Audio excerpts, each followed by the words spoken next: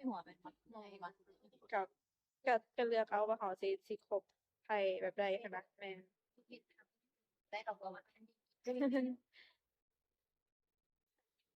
แม่น ในเรื่องนั้นแหละ แม่นไม่ไปแล้วมัน นี่เคยจะเกิดเป็นอันบ่บ่ปวดแบบแบบเคย เอาเดี๋ยวก็สิค่อยๆไปหาแต่ละน้อยแล้วแหละเพราะว่าเพิ่นเรียนเขาก็ต้องได้ลงอีกแหละปีหน้า ตัวสันต้องมีไอเดียเป็นอย่างเป็นไอเดีย น้องให้ขาคายนำกัน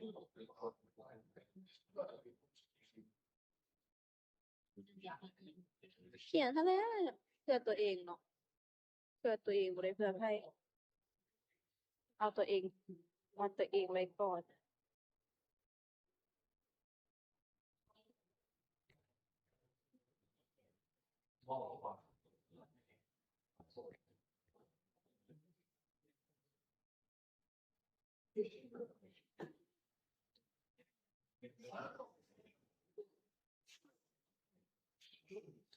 โอ๊ย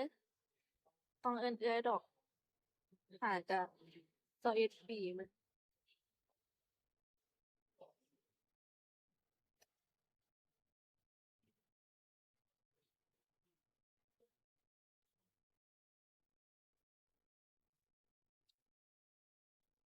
ตัวเป็นนำซาแล้วซ้อนโตก็โดดๆไปเฮ็ดเน้นงานแบบนี้ก็ได้ที่จริงก็บ่ได้อยากไปดอกแต่แบบเฮาเคยเทิ่มแล้วบ่เข้า ก็บ่มีคือกันว่าสิขอยืม อ๋อ wanna we go อ่ะ พี่ลาสวัสดีค่ะ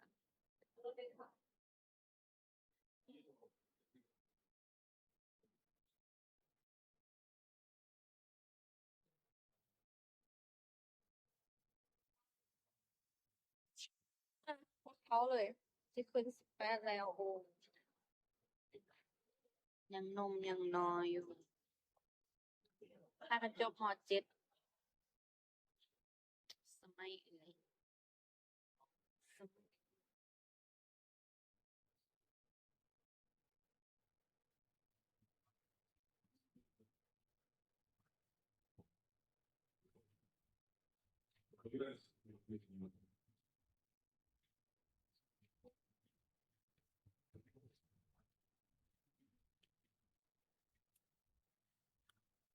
PJ แอนนา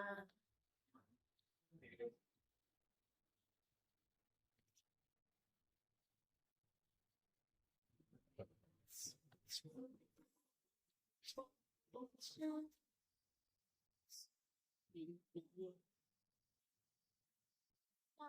วัสดีค่ะ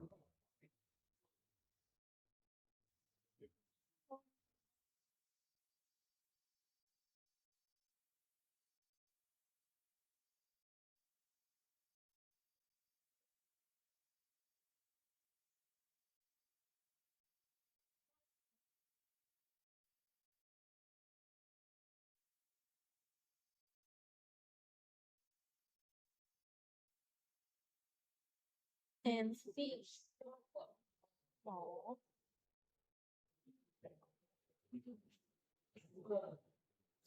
มันสมองแล้ว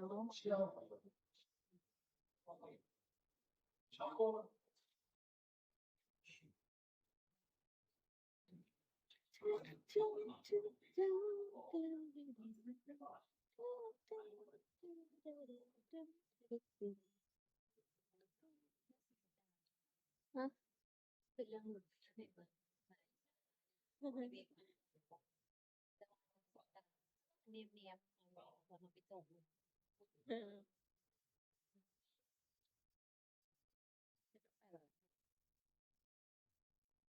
เนาะ จอดได้ที่เห็นบ่ได้เห็นบ่เจ้ายังแม่จะเห็นบ่ เห็น เลยเป็นมันก็เกิดหาสิ่งเป็นจานคุณจะได้เอาไปลงเพจคนทำตัวนี้จะได้ว่าลง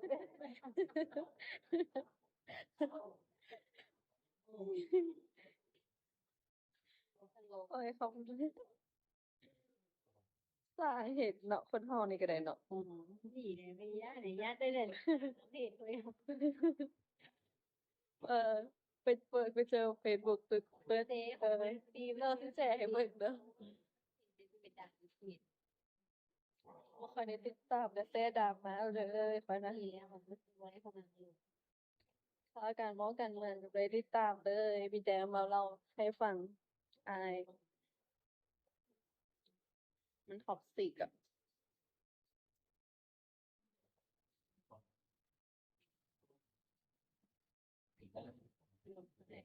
อย่างเขา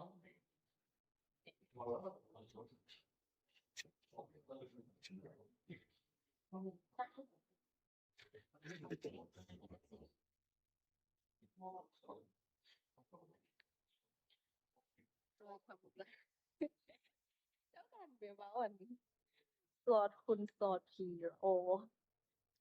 ว่ามันบีบมันวู้มันวู้มันไปว่าเลยเขาดีกันมากเขาก็เป็นมาเขามีเสียงเป็นหน้าบอกเลย yeah ของเล่นเป็นใจเป็นว่าของไม่ดี อืมแล้วเขาก็บ่ลิ้นำเจ้าเลยมันก็บ่มีหยังความสำคัญบ่ล่ะ ไม่ซีเรียส น่ะ แต่ว่าไม่อยากไปนะไม่อยากเสียเปรียบหรอก อะไรวะ ช่างเป็น สิวขึ้นฝรั่งมันหน้าขึ้นไงมาโครโฟน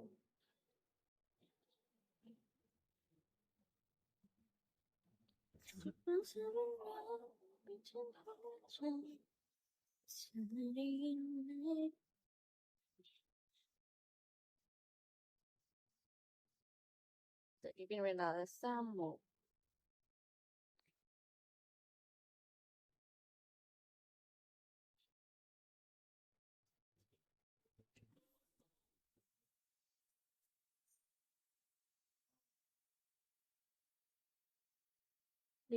ลิปบาล์ม มีเป็นดังเลยนะไม่ทุก หือสวัสดีค่ะพี่เห็นต่อ